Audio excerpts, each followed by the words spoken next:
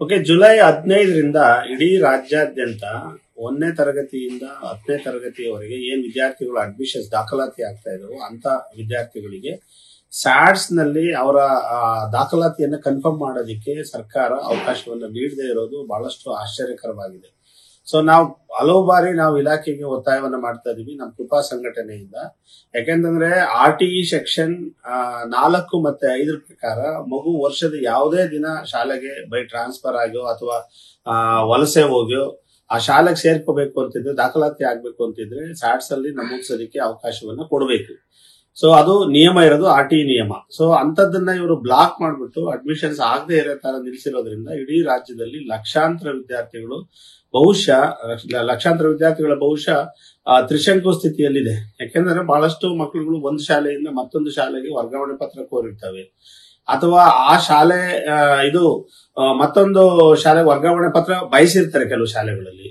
ಮತ್ತೆ ಹೊಸ ಅಡ್ಮಿಷನ್ಸ್ ದಾಖಲಾತಿಗಳು ಆಗಿರ್ತವೆ, ಟ್ರಾನ್ಸ್ಫರ್ಸ್ಗೆ ದಾಖಲಾತಿ ಆಗಿರ್ತವೆ. ಇಂಥ ಎಲ್ಲಾ ದಾಖಲಾತಿಗಳು ಇಡೀ ರಾಜ್ಯದಲ್ಲಿ ಲಕ್ಷಾಂತರ ವಿದ್ಯಾರ್ಥಿಗಳ ಪರಿಸ್ಥಿತಿ ಏನಾಗಿದೆ ಅಂತಂದ್ರೆ, ಈಗಾಗಲೇ ಮಿಡ್ ಟರ್ಮ್ ಹತ್ರಕ್ಕೆ ಬಂದಿದೆ. ಇಂಥ ಸಂದರ್ಭದಲ್ಲೂ ಕೂಡ ಅವರ ದಾಖಲಾತಿ ಆಗದೆ ಇರೋದ್ರಿಂದ ಅವರೆಲ್ಲರೂ ಕೂಡ ಆತಂಕದಲ್ಲಿದ್ದಾರೆ ವಿದ್ಯಾರ್ಥಿಗಳು.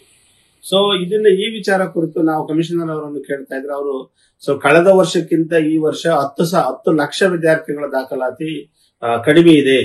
ಸೊ ಅದನ್ನ ನಾವು ಉಳಿಸಿದೀವಿ, ಅಂದ್ರೆ ಡುಪ್ಲಿಕೇಶನ್ ಆಗೋದನ್ನ ನಾವು ಉಳಿಸಿದೀವಿ ಅನ್ನೋದನ್ನ ಅವ್ರ ಸಾಧನೆಯನ್ನ ಹೇಳ್ತಾ ಇದಾರೆ. ಸೊ ಈಗ ಅವರು ಓಪನ್ ಮಾಡಿದ್ರೆ ಸ್ಯಾಟ್ಸ್ ಅನ್ನ ಎಷ್ಟು ಲಕ್ಷ ಅಡ್ಮಿಷನ್ ಆಗ್ತಾ ಇದಾರೆ ಅಂತ ಬಹುಶಃ ಅವ್ರಿಗೆ ಗೊತ್ತಿಲ್ಲ ಅನ್ಕೊಳ್ತೀನಿ. ಸೊ ಅವ್ರ ಅಡ್ಮಿಷನ್ ಅನ್ನು ಬ್ಲಾಕ್ ಮಾಡೋದಕ್ಕೆ 10 ಲಕ್ಷ ವಿದ್ಯಾರ್ಥಿಗಳು ಅಡ್ಮಿಷನ್ ಆಗಿಲ್ಲೇನೋ ಅಂತ ಅನ್ನೋದು ನಮ್ಮ ಸಂದೇಹ ಆಗಿದೆ.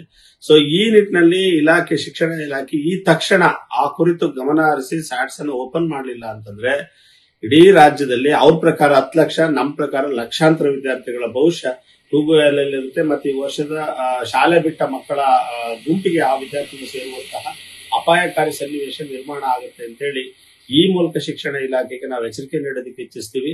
ಸೊ ಇದು ಶಿಕ್ಷಣ ಹಕ್ಕನ್ನ, ವಿದ್ಯಾರ್ಥಿಗಳ ಶಿಕ್ಷಣ ಹಕ್ಕನ್ನ ಕಸ್ಕೊಂಡಂಗಾಗುತ್ತೆ. ಮತ್ತೆ ಅವರ ದಾಖಲಾತಿಯನ್ನ ಸ್ಯಾಟ್ಸ್ ಅಲ್ಲಿ PU ಡೇಸ್ ಅಲ್ಲಿ ನಮೂದಿಸೋದನ್ನ ಇವರು ಸ್ಟಾಪ್ ಮಾಡ್ದಂಗಾಗುತ್ತೆ. ಇದೆಲ್ಲೋ ಒಂದ್ ಕಡೆ ಅವರು ಸರ್ಕಾರಕ್ಕೆ ನಾವು ಬಿಸಿ ಊಟದಲ್ಲೋ ಅಥವಾ ಇನ್ನೊಂದು ವಿಚಾರದಲ್ಲೋ ನಾವು ಹಣವನ್ನು ಉಳಿಸ್ತೀವಿ ಅಂತ ಮೆಚ್ಚಿಸ್ಕೊಳ್ಳೋದಕ್ಕೆ ಮಾಡ್ತಾ ಇರುವಂತಹ ತಂತ್ರ ಅಂತೇಳಿ ನಮಗೆ ಸಂದೇಹ ಹುಟ್ಟುತ್ತಾ ಐತಿ. ಎಲ್ಲರೂ ದಾರಿ ತಪ್ತಾರೆ ಅನ್ನೋದು ಬಹಳ ಸ್ಪಷ್ಟವಾಗಿ ಇದರಲ್ಲಿ ಗೊತ್ತಾಗ್ತಾ ಐತಿ. ಈ ವಿಚಾರ ಕುರಿತು ನಾವು ಉಗ್ರವಾಗಿ ಖಂಡಿಸ್ತೀವಿ. ಇಂಥ ನಿರ್ಣಯ ಶಿಕ್ಷಣ ಹಕ್ಕನ್ನ, ಮಕ್ಕಳ ಶಿಕ್ಷಣ ಹಕ್ಕನ್ನ ಕಸ್ಕೊಂಡಂಗಾಗುತ್ತೆ ಅಂತೇಳಿ ಹೇಳೋದಕ್ಕೆ ಇಚ್ಛಿಸ್ತೀವಿ.